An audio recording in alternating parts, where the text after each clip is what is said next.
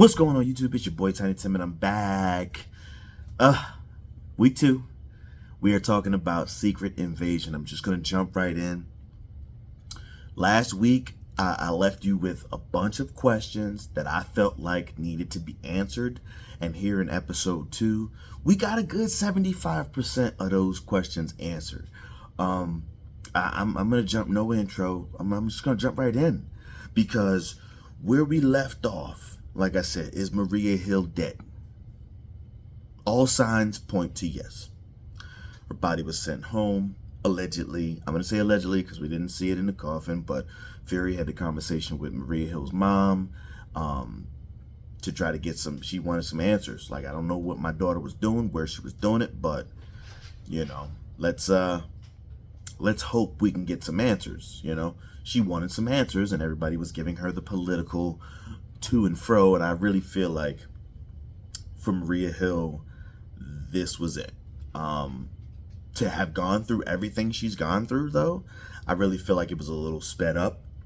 It was a little rushed, but sudden, and I mean, yeah, that's how death can be, especially in that line of work. It can be sudden, but for us, the viewer, there was no lead up, there was no anything, and I think that's what makes it final. I think that's what makes it more solid and real, that there was no build up, there was no anticipation. It just happened. Now her body's being shipped back home. We also found out a couple other questions that got answered. We started back in 95. So 95, 97-ish, when the events of Captain Marvel finally came to a head to 95. We see that in 95, 97, when Talos and Fury and the handful of people that left Skrullos, the refugees that left and came to Earth looking for home, looking for a home, looking to make Earth their home. Talos gave a phenomenal speech, and to the handful of people that said, if we work together, I promise I can get you a home.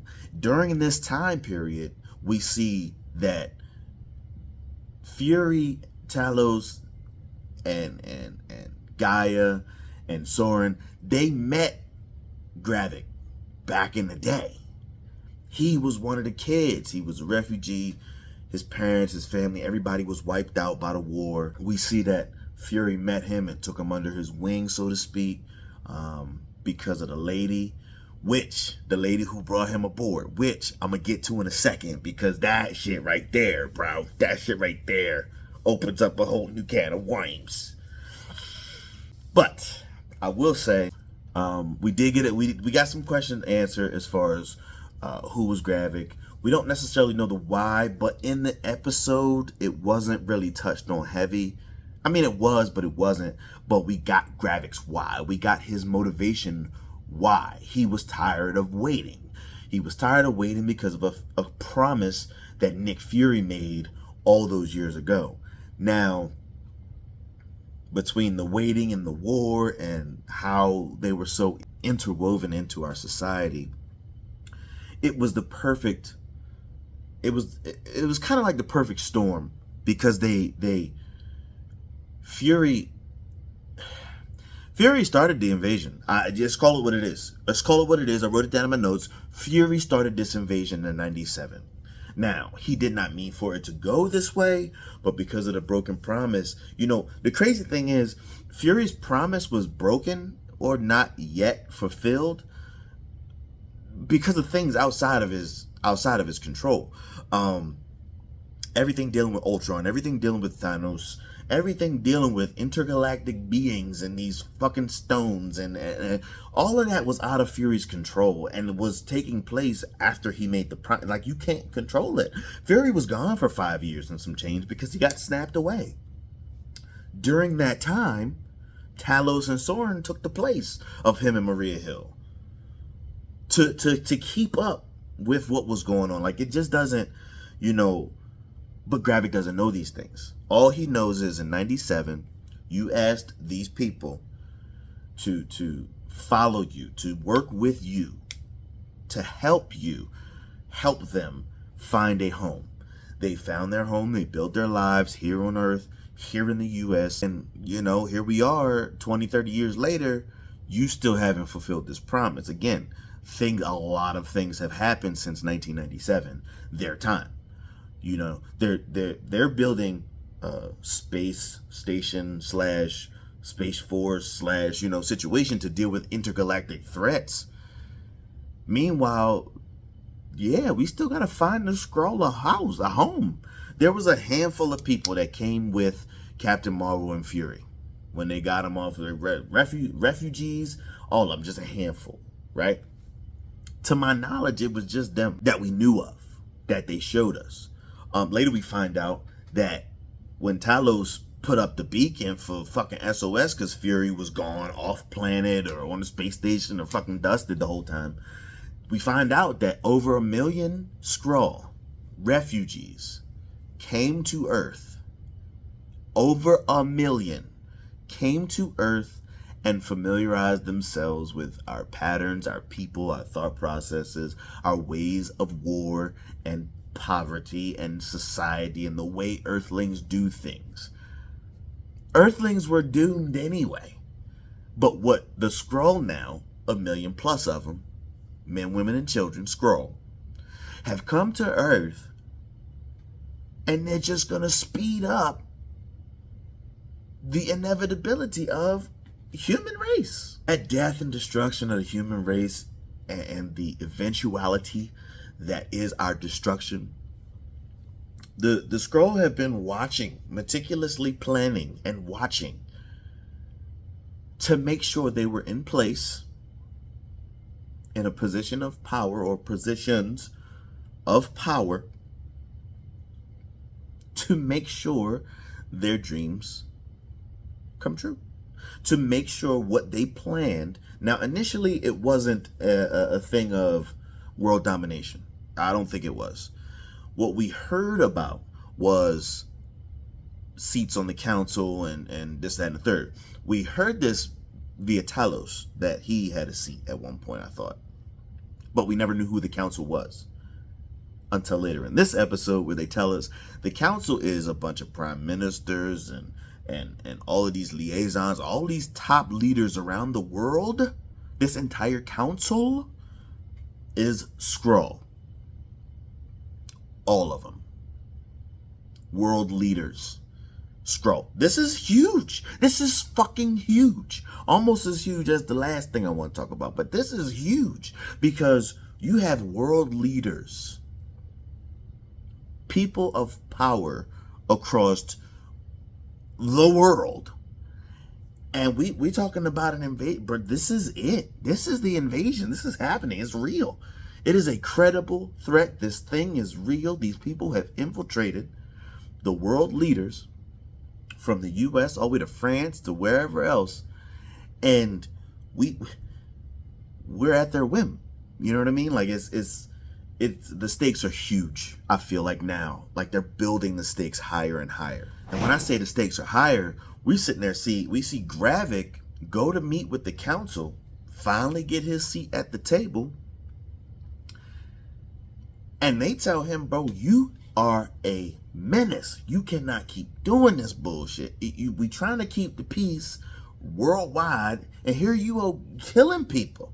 We did not sanction this. This man did not care. He does not care.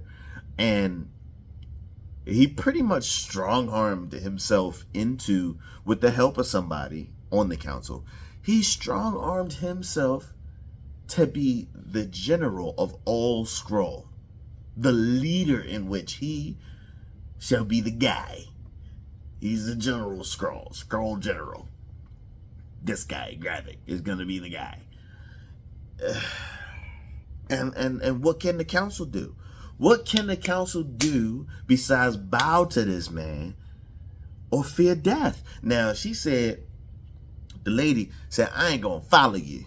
I don't stand with you, no disrespect, but this is not what we came here to do. We didn't come here to kill innocent people. We came here to find a life outside of where we lived that got destroyed. We came to find a new home, not destroy this place. But you know, it's crazy because while Gravik had somebody on the council that helped him with this coup-ish situation, so did Talos had an inside person, and that was the person who said, nah, I'm not with you. Walks out of that meeting and calls Talos and says, yo, listen, they on some other shit. I don't know what you doing, but you need to, hey, figure it the fuck out. This man's the general. He's the head of all Skrull. They about to do some more other shit. We need to get this motherfucker out the paint. This is what's happening. Talos, of course, you know, him and Fury beefing at the moment. So, you know, it can't really, tell Fury but so much. I really feel like I enjoyed that, you know, stepping to the Fury and him having beef right quick. I really enjoyed that because, first of all, we got to see Sam Jackson yell in the Nick Fury role, and I loved it. Only thing missing was a motherfucker. But I enjoyed it because at first I didn't feel that that's where that scene was going. I felt a little bit of condescending, a bit of a sarcastic vibe from Fury at first, until he realized there's 1 million Skrull here, and you didn't think to fucking tell me? This is information I could have used. It would have got me down out of Saber quicker. And Talos is like, when the fuck was I supposed to tell you? You was up there, you ain't had boots on the ground in fucking years. I needed to figure some shit out. I sent out the beacon to say, hey, this is where we gonna be at. And everybody pulled up. The end. This is where we gonna set up shop, put out the beacon. We got refugees, we got militia, we got all these other people, good, bad, and ugly, Skrull, now on Earth, because I put up the bat signal because you wasn't fucking here to help me. Like, like, I understand the dynamic because we best friends, we family now. Him and Talos is family, legit, like family. And we got a problem now, we beefing now, because you could have told me this way back. And we could have did something about this. But now here we are. Gravik is making moves. And what the fuck can we do about it? Gravik making so many moves that the council initially was motherfucking scared. They were scared. Like, yo, what if what you're doing causes the Avengers to show up? And this motherfucker Gravik saying, you don't think I planned for that?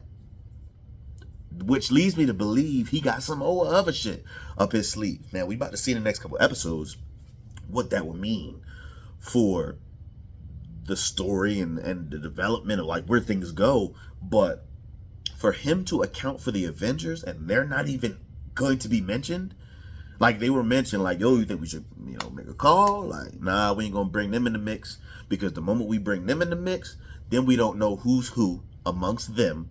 And we, like, you know what I mean? Like, it could be a thing, which initially, which is what I thought Secret Invasion was about, Skrull impersonating Avengers.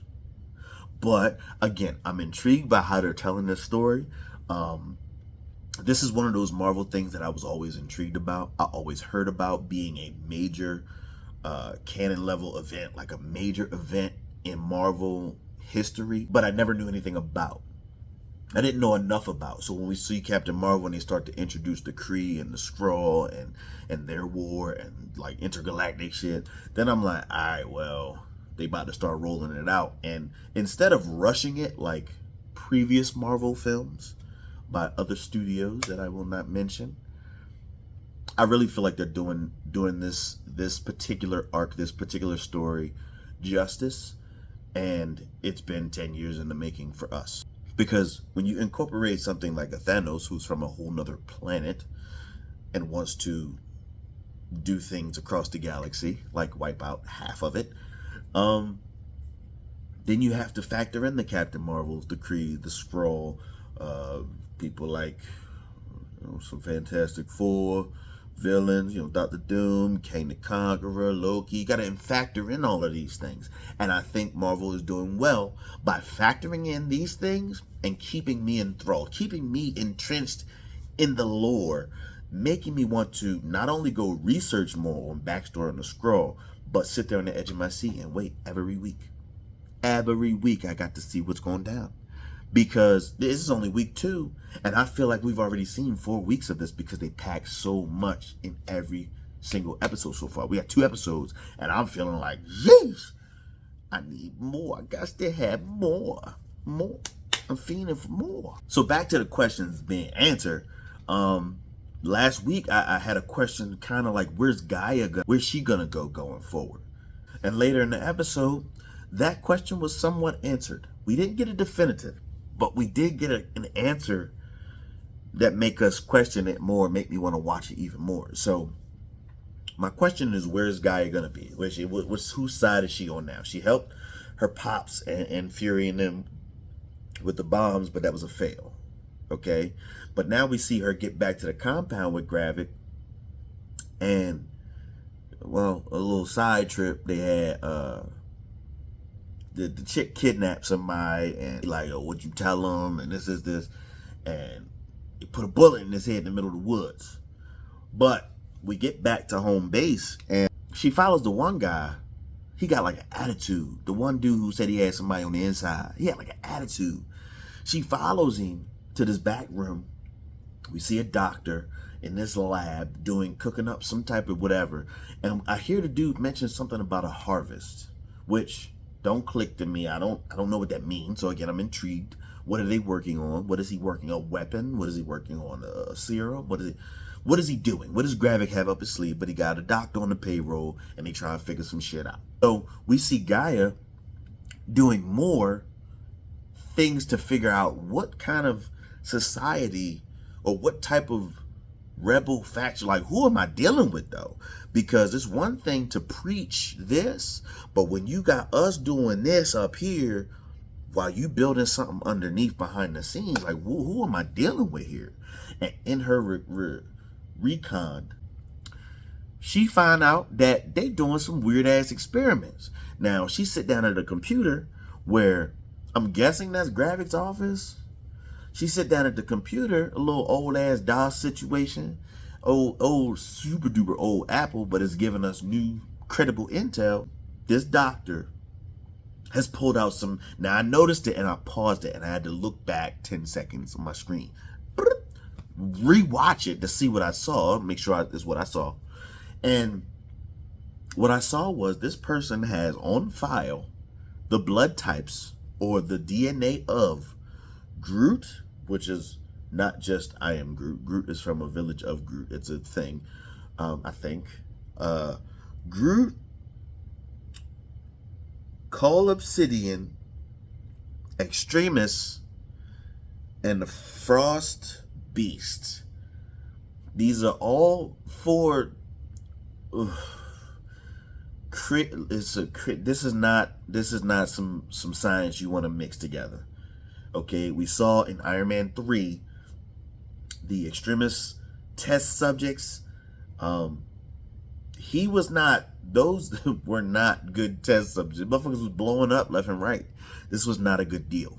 He mastered it maybe with like 4 people plus him, and it just wasn't a good look. It wasn't a good look to even have Extremis, but to combine all of these other things with it, it just ain't gonna go good. It's not going. Something feels off about this. This is what she found, and I'm starting to see that she's starting to see that she ain't playing for the right team. At least the team is not telling her what we playing for. You know what I mean? What type of things are at stake? What are we doing here? Because she still got to learn how this rebel faction ended up killing her mom. They still have to tell us that. But it's good that they revealed that and they flashed it on the screen and she went covert. Yeah, I'm just keeping an eye on our new recruit and all this other stuff. And I don't know. I really don't know where she stands, but I really feel like she's standing in the way of self-preservation. And because she's already lost her mom, she's not going to want to lose her dad, so she might flip by the end of the series. That's my prediction, bold prediction. Gaia's going to flip. Gaia's going to flip. I said it here first.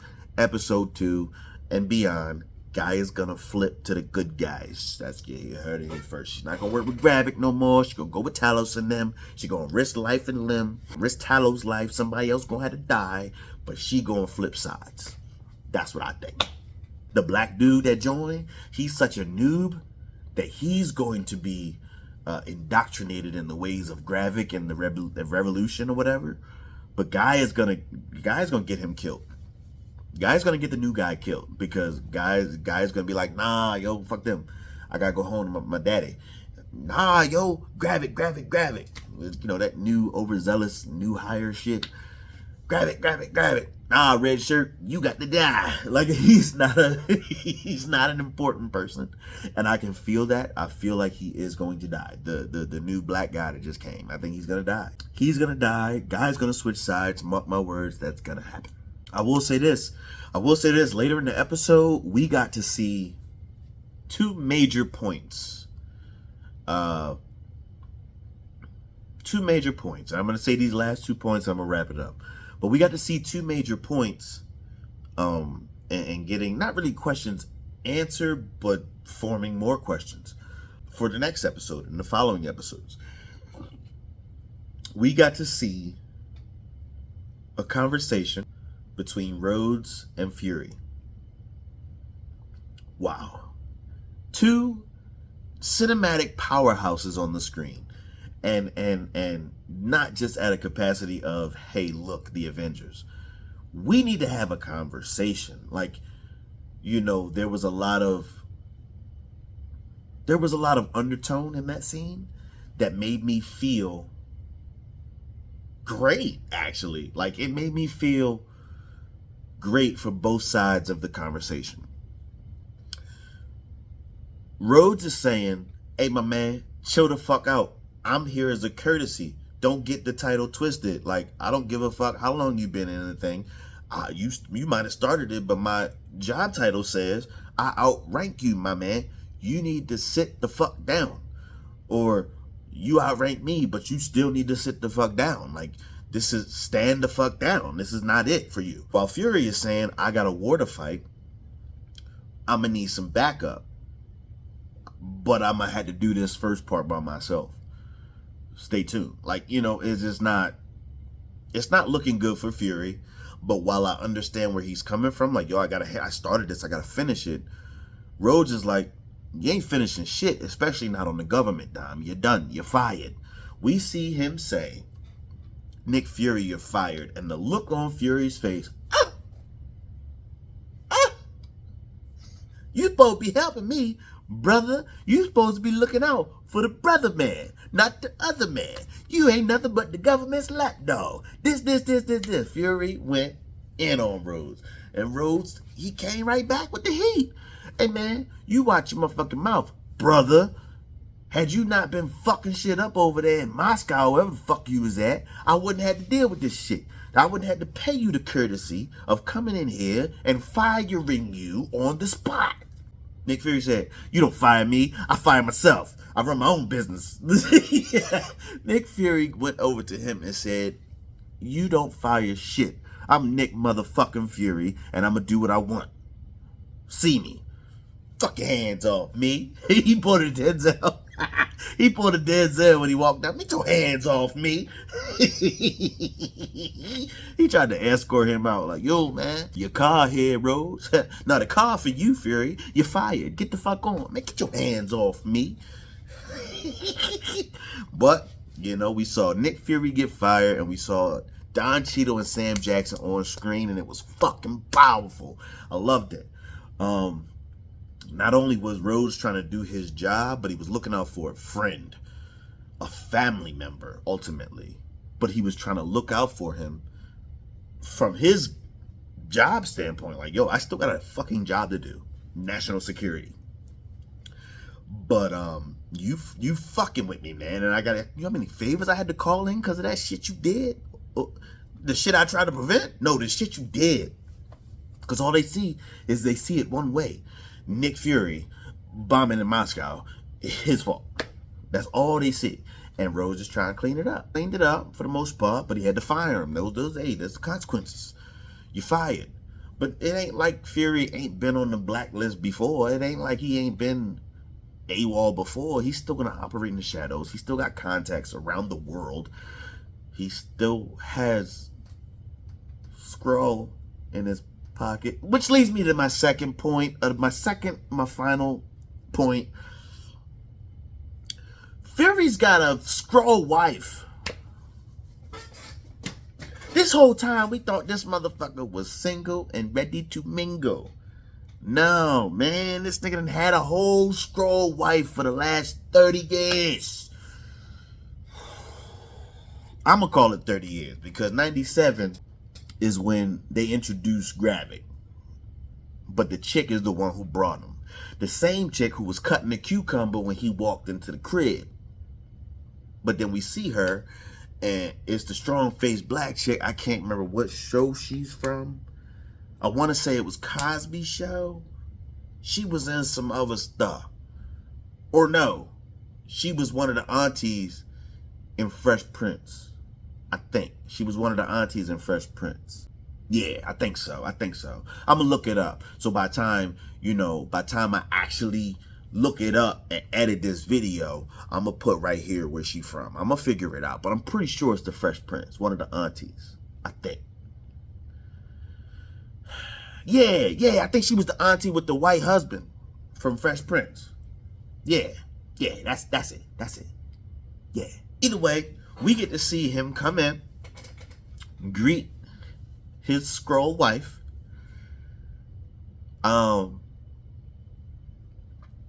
She tell him, hey, yo, you forgetting something? Don't fucking come no further. He double back, puts the ring on it, slobs his wife down, and gives her a hug, a big hug. When was the last time he was home? Because that motherfucking SUV he started up was hurt. The house, he didn't recognize it.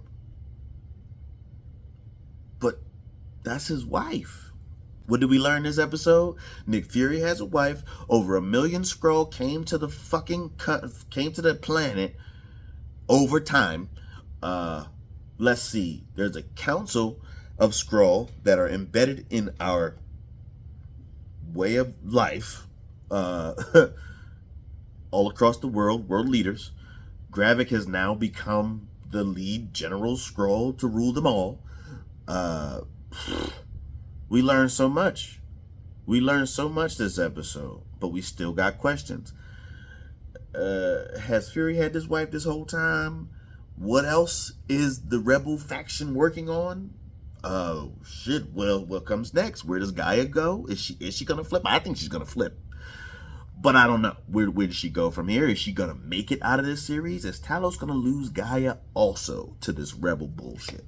Is that what's going to send Talos over the edge and make him be more of a killer, less of a pacifist, and really be a crazed motherfucker if he loses his daughter? What comes next? When are they going to start calling him favors? What comes next? We shall see next week. Hopefully, over the next couple weeks. We shall see what they answer for us, what they do for us in the way of telling this story properly. And so far, so good. I really am not disappointed with the show. It's a nice pace. They have revealed so much. They answer questions and just give us more questions to ask. Hey, did so-and-so gonna happen? Is she really dead? Yeah, she did.